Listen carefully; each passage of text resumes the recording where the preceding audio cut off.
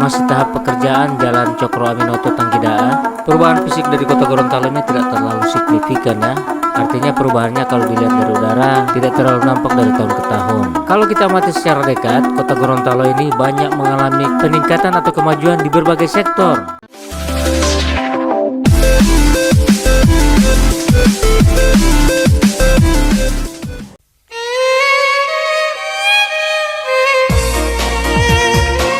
Assalamualaikum warahmatullahi wabarakatuh. Walau habari mau tatu mangulaa. Semoga kalian saya temu dalam keadaan sehat walafiat, tak kurang satu apapun.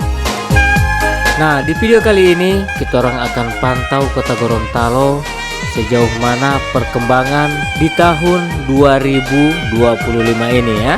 Tapi sebelumnya jangan lupa dukung channel ini dengan cara like, komen, dan subscribe. Oke, selamat menyaksikan.